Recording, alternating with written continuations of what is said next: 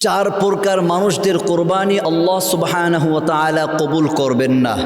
Number 1, ওই সকল মানুষদের কোরবানি আল্লাহ সুবহানাহু ওয়া তাআলা কবুল করবেন না যাদের নিয়ত অশুদ্ধ, অর্থাৎ যারা এই নিয়তে কোরবানি করে যে আমি মানুষকে দেখাবো, এই নিয়তে কোরবানি করে, অথবা গোস্ত খাওয়ার নিয়তে যারা কোরবানি করে তাদের কোরবানি আল্লাহ সুবহানাহু ওয়া তাআলা কবুল করবেন না।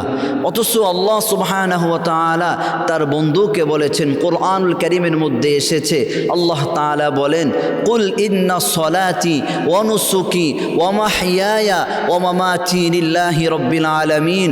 দোস্ত, আপনি বলুন, আমার নামাজ, আমার কোরবানি, আমার জীবন, আমার মরণ সব কিছু আল্লাহ তাআলার জন্য।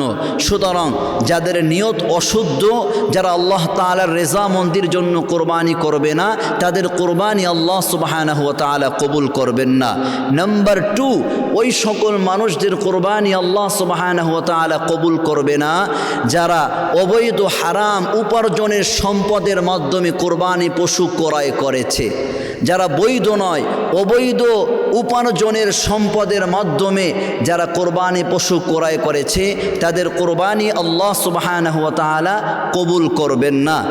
নাম্বার 3, ওই সকল মানুষদের কোরবানি আল্লাহ সুবহানাহু ওয়া তাআলা কবুল করবে না যারা কোরবানির পশুকে শরীয়ত মোতাবেক জবেহ করবে না।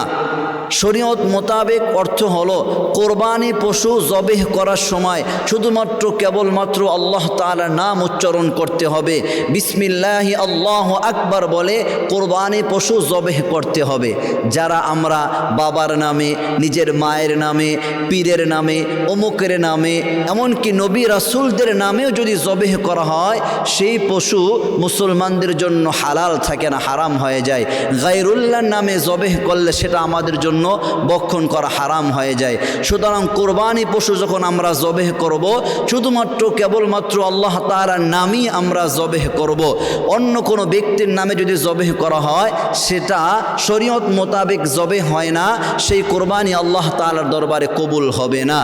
নাম্বার 4, ওই সকল ব্যক্তিদের কোরবানি আল্লাহ তাআলার দরবারে কবুল হবে না যারা বয়স হওয়ার পূর্বেই কোরবানির পশুকে ক্রয় করিয়া জবেহ করে, অর্থাৎ বয়স হয়নি এমন পশু দ্বারা কোরবানি করা।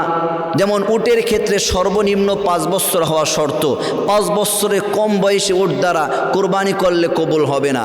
গরু এবং মহিষের ক্ষেত্রে সর্বনিম্ন 2 বছর হওয়া জরুরি, 2 বছরের কম হলে সেই পশু দ্বারা কোরবানি করলে কবুল হবে না। বকরি এবং ভেড়া দুম্বার ক্ষেত্রে সর্বনিম্ন 1 বছর হওয়া জরুরি, 1 বছরের কম হলে তা দ্বারা কোরবানি করলে কবুল হবে না। ছাগলের ক্ষেত্রে, বকরির ক্ষেত্রে 1 বছরের 1 দিন কম হলেও হবে না। তবে ভেড়া এবং দুম্বার ক্ষেত্রে ফুকাহায়ে কেরাম মাসআলা বয়ান করেছেন, যদি 6 মাস অথবা তার চাইতে বেশি সময় হয়, দেখতে যদি 1 বছরের মতো হয়, তাহলে সেই ভেড়া এবং দুম্বা দ্বারা কোরবানি করা জায়েজ আছে। তবে এর কম বয়সী পশু দ্বারা কোরবানি করলে সেই কোরবানি কবুল হবে না।